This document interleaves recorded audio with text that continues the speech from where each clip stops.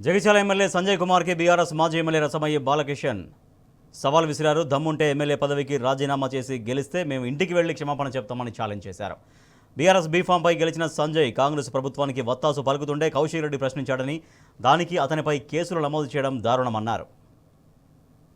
రేవంత్ రెడ్డి గారు ఏ విధంగా అయితే అబద్ధాలు చెప్తారో అంతకన్నా 2 ఆకులు ఎక్కువే చదివినటువంటి జగిత్యాల ఎమ్మెల్యే సంజయ్ గారు అబద్ధాలు చెప్తున్నటువంటి క్రమంలో మరి అక్కడ ఉన్నటువంటి గౌరవ హుజురాబాద్ ఎమ్మెల్యే పాడి కౌశిక్ రెడ్డి గారు, అయ్యా నువ్వు అబద్ధాలు ఎందుకు చెప్తా ఉన్నావు, ఉన్నది ఉన్నట్టు చెప్తా ఉంటే నువ్వు మాట్లాడడానికి ఎవరికీ అభ్యంతరం లేదు, కానీ లేకుంటే నువ్వు ఏ పార్టీ ప్రతినిధిగా మాట్లాడుతున్నావు అని చెప్పేసి లేచి ప్రశ్నించడం జరిగినది. దానికి సంజయ్ గారు ఊగిపోతూ చాలా అసభ్యకరమైనటువంటి పదజాలను మాట్లాడుతున్నటువంటి క్రమం. కౌశిక్ రెడ్డి ప్రశ్నించడమే తప్పైతే కౌశిక్ రెడ్డి దాడి చేసిరు అని చెప్పేసి మీరు చెప్తా ఉన్నారు.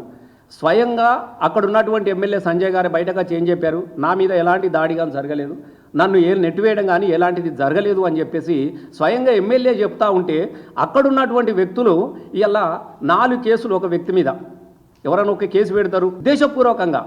అంటే బీఆర్ఎస్ ఎమ్మెల్యేని వేధించాలి, బీఆర్ఎస్ ఎమ్మెల్యేలను అణగదొక్కాలి, బీఆర్ఎస్ ఎమ్మెల్యేలు ప్రశ్నిస్తున్నారు కదా, ప్రజల వైపు నిలబడుతున్నారు కదా, వీళ్ళని ప్రజల్లో లేకుండా చేయాలన్నటువంటి ఒక దుర్బుద్ధితోని అనేక రోజులుగా మనం పాడి కౌశిక్ రెడ్డి మీద జరుగుతున్నటువంటి దాడులు కూడా మనం చూస్తూ ఉన్నాం.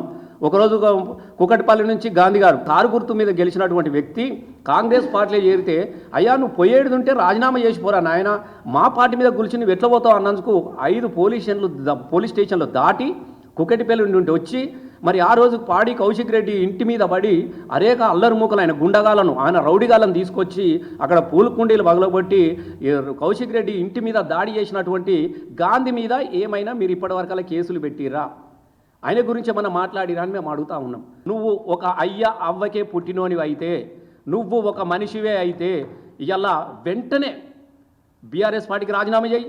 నీ శాసన ఇవాళ నువ్వు స్పీకర్కి ఇవ్వాల్సింది పాడి కౌశిక్ రెడ్డి మీద ఫిర్యాదు కాదు, నీ రాజీనామా లెటర్ ఇచ్చి రాపో, నిలబడిపో, రేపు ప్రజలు తెలుస్తారు కదా, నిజంగా ప్రజలు నేను అంగీకరించినట్టుంటే నీ ఇంటికి వచ్చి క్షమాపణ చెప్పొచ్చు వస్తాం మేము.